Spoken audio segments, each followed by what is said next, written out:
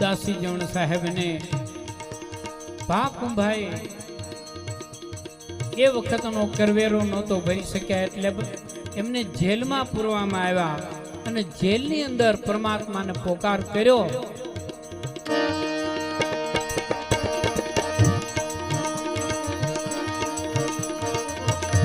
તમે મારી